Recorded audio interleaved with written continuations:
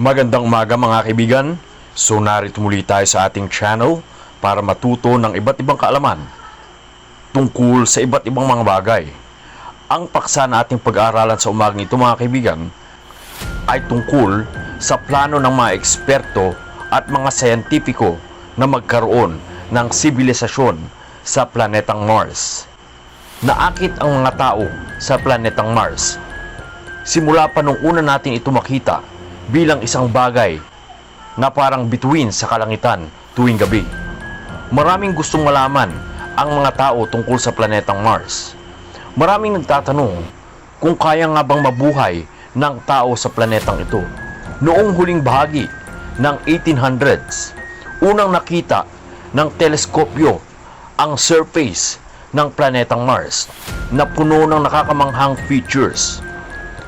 Sa paglipas ng siglo, ang lahat ng natutunan natin tungkol sa Mars ay nagmumungkahi na ang planetang ito ay dating lubos na may kakayanang mag-host ng ecosystem at maaring ito rin ay magiging incubator para sa mga microbial life ngayon.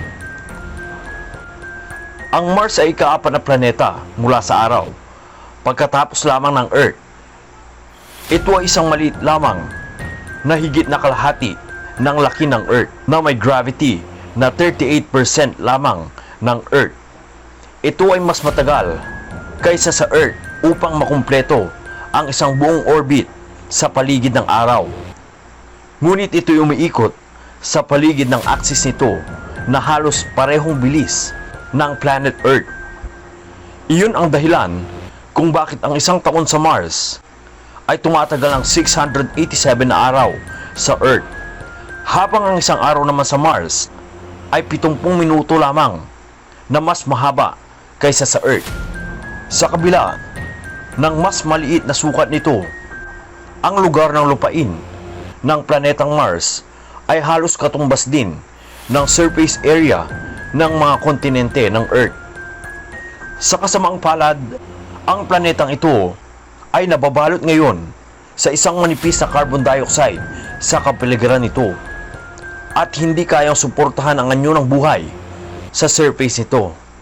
Ang methane gas ay lumilitaw periodically sa kapaligiran ng natutuyong planetang ito, at ang lupa ay naglalaman ng toxic compound na magiging nakakalason sa buhay.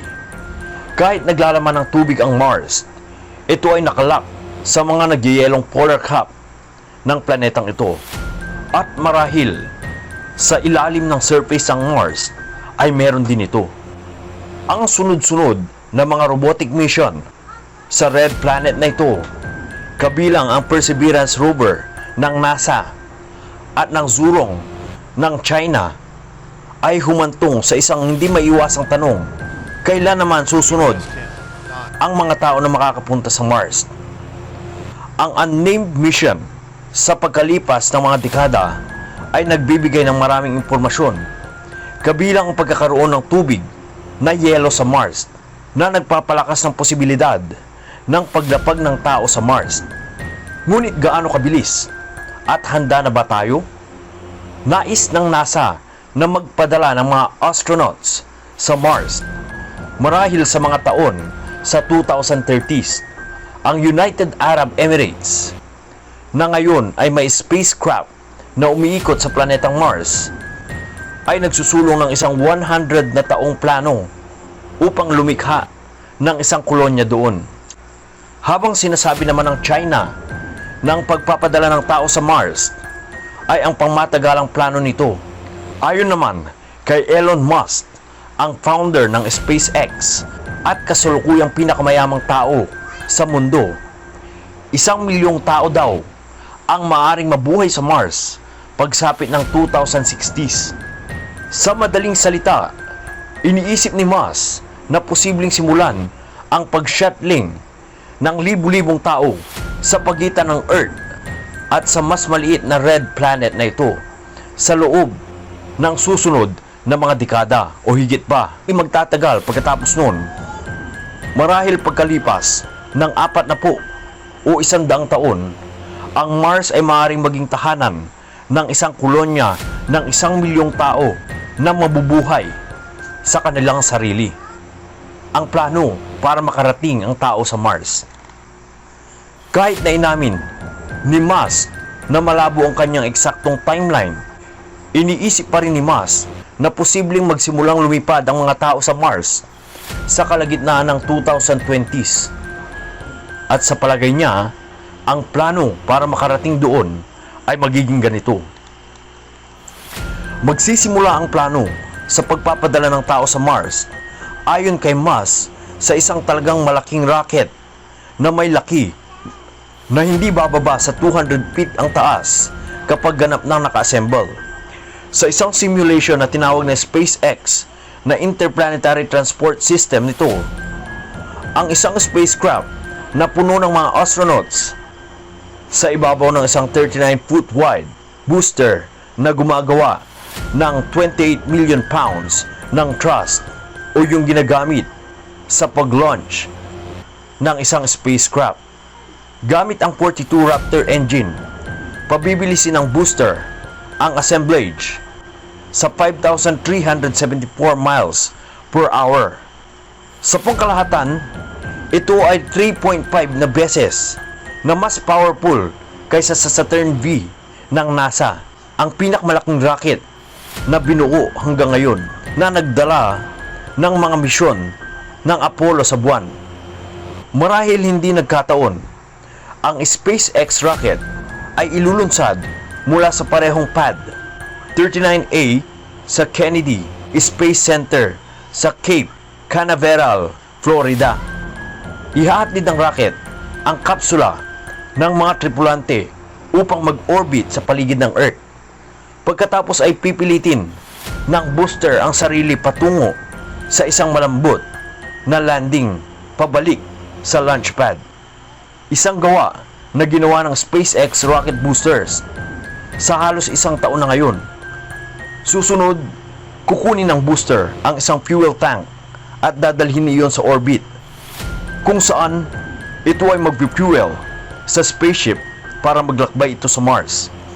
Kapag nasa ruta na, ang sasakyang pangkalawakan na iyon ay magpapakalat ng solar panel upang mag-ipon ng enerhiya mula sa araw at mag-conserve ng mahalagang propelan para sa isang kapanapanabik na paglanding sa Red Planet. Gaya ng inakala ni Musk, ang mga fleet ng crew-carrying capsule na ito ay mananatili sa Earth orbit hanggang sa isang magandang planetary alignment ang maglapit sa dalawang planeta. Isang bagay na nangyayari lamang tuwing 26 na buwan. Ang susi sa plano ni Elon Musk na ito ay ang muling paggamit ng iba't ibang sasakyan pangkalawakan hanggat sa maaari. Inaasahan ni Musk na magagamit ang bawat rocket booster ng 1,000 beses, bawat tanker ng 100 beses, at bawat spaceship ng 12 beses. Sa simula, iniisip niya na marahil 100 tao ang kayang sumakay sa bawat spaceship na ito, na ang bilang na iyon ay paunti-unting tumataas sa higit sa 200 katao.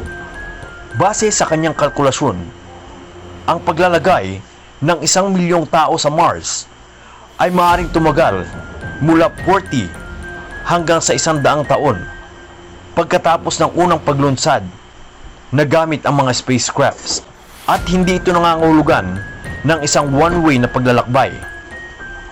Sa palagay ni Musk, napakahalaga na bigyan ng tao ng opsyon na bumalik sa Earth. Pagkatapos mag-landing ng isang cargo-carrying spacecrafts na walang tao sa Mars simula sa Red Dragon capsule noong 2018, sinabi ni Musk na maaaring magsimula ang yugto ng kolonisasyon ng tao sa Mars. Tiyak na magiging mahirap ang paglapag ng isang mabigat na sasakyan sa isang planeta na may manipis na kapaligiran. Ito ay may sapat na tigas upang ibaba ang Curiosity rover ng NASA, at sa 2,000 pounds, ang kargamentong iyon ay tumitimbang lamang ng isang maliit na bahagi ng mga iminumungkahing vessel ni Musk. Sa ngayon, plano ni Musk na ipagpatuloy ang pagbuo ng supersonic na retro rocket na maaring unti-unti at dahan-dahang magpababa ng mas mabigat na spacecrafts sa ibabaw ng surface ng Mars. Gamit ang kanyang reusable na Falcon 9 booster bilang isang modelo. At hindi lang iyon ang kakailanganin ng spacecrafts na ito. Ang paghampas sa kapaligiran ng Mars sa napakabilis na speed ay masusubok kahit ang heat-tolerant material sa Earth. Kaya hindi simple ang gawain na magdisenyo ng isang spacecraft na may kakayanang manatili sa isang mainit na pagpasok at propulsive landing at pagkatapos na ma-refuel at ibabalik sa Earth para makapagsimula ito muli. Ang mga unang paglalakbay ay pangunahing magsisilbi sa layunin ng paghatid ng mga supply at pagtatag ng isang propellant depot sa surface ng Mars. Isang fuel reservoir na maaaring gamitin para sa pabalik na biyahe sa Earth. Matapos may set up ang depot na iyon, ay maihatid na ang mga kargamento sa ibabaw. Ang mga mauunang taong manirahan ay kailangang maging mahusay sa paghukay sa ilalim ng surface ng Mars at paghukay ng nakabaon na yelo na magbibigay ng mahalagang tubig at gagamitin ito upang gawin ang cryomethane propellant. Dahil dito, ang pinakamaagang interplanetary spaceships ay malamang na manatili sa Mars at sila ay magdadala ng karamihan sa mga kargamento, gasolina at isang maliit na bilang ng crew, mga builders at fixers na mga hearty explorer type. Bagamat walang alinlangan na magkakaroon ng matinding kompetisyon at maraming paghanga sa mga unang upuan sa misyon sa Mars-bound at maraming paghahanda sa unang misyon sa Mars-bound, nag-aalala si Musk na masyadong maraming diin ang ilalagay sa mga taong unang makakaapak sa lugar na iyon. Ang mahalaga kay Musk ay makapaghanda ng malaking bilang ng tao tulad ng 10,000 kung hindi daan-daang libo, at sa huli ay milyong-milyong tonelada ng kargamento kaysa kung sino ang mauunang makaapak sa planetang ito. Kaya ang tanong ko sa iyo, kaibigan, gusto mo bang mapasama sa mga unang makakarating sa Mars para manirahan doon? Comment ka naman dyan, kaibigan, sa ating comment box. So ito lang mga kaibigan ang ating tinalakay tungkol sa plano ng mga eksperto na magkaroon ng sibilisasyon sa planetang Mars.